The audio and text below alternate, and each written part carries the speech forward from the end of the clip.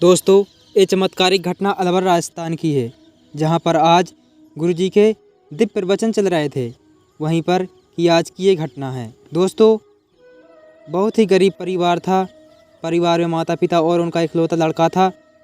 उस गरीब के घर में सब कुछ अच्छा चल रहा था, लेकिन उनके उस इकलौते लड़के को किसी लड़की से प्रेम हो जाता है और वो दोनों माता पिता को छोड़कर चले जाते हैं। लड़के के माता पिता बहुत परेशान होते हैं। वो सब जगह अपने लड़के को ढूंढते हैं, पुलिस के पास जाते हैं, साधु महात्माओं के पास जाते हैं, लेकिन उनके लड़के का कोई भी पता नहीं चलता है। अब उनके माता पिता टूट चुके थे और पूरी तरह दुख में थे कि हमारा लड़का गया सो कहाँ पर गया है। ना तो कुछ बता के गया है और ना कुछ ले गया है, पैसे टका कहाँ पर गया है। जब एक दिन दोनों माता पिता रो रहे थे, तभी उनसे कुछ लोगों ने कहा कि आप क्यों रो रहे हो? अपने राजस्थान में बागेश्वर धाम के गुरुजी कथा के लिए आ रहे हैं।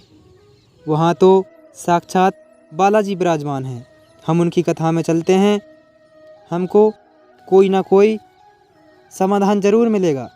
या तो हमें अपने लड़के का पता चल जाएगा या फिर गुरुजी कोई ना कोई समाधान तो ज़रूर देंगे। उस लड़के के माता पिता और कुछ आसपास के लोग उस माता पिता के साथ में गुरुजी के दिव्य दरबार में आ जाते हैं और आकर बैठ जाते हैं। तो गुरुजी दिव्य प्रवचन दे रहे थे, तो वहीं पर बैठे हुए माता पिता अपने लड़के के बारे में सोचते रहते हैं और गुरुजी का चमत्कार देखते रहते हैं। जब वो माता अपने लड़के के बारे में सोचती थी, तो उस माता को वहीं पर चक्कर आ जाता है और उसी कथा में बेहोश हो जाती है और वहीं पर वो माता बीमार पड़ जाती है। तो दोस्तों, जब वहाँ पर आसपास बैठे हुए लोग उस माता को देखते हैं तो वहाँ से खड़े हो जाते हैं और उस माता को संभालने लगते हैं। थोड़ी देर बाद जब गुरुजी को पता चलता है तो कुछ उनके सेवादार आते हैं कि क्या हो गया। फिर उसके बाद गुरुजी को स्वयं आना पड़ता है।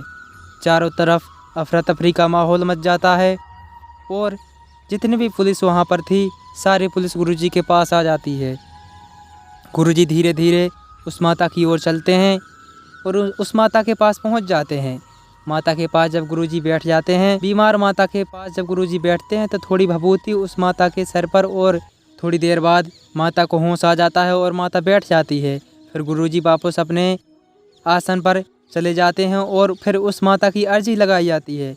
उस माता की अर्जी लगाते ही दोनों माता पिता गुरुजी के अर्जी के अनुसार उनके जगह पर पहुंच जाते हैं।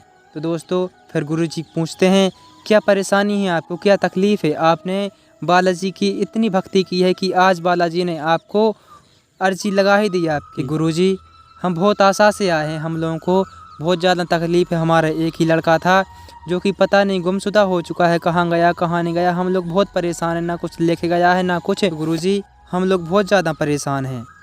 तो गुरुजी कहते हैं, तुम लोग चिंता मत करो, बैठो यहीं पर। फिर गुरुजी दोस्तों अपना पर्चा बताते हैं।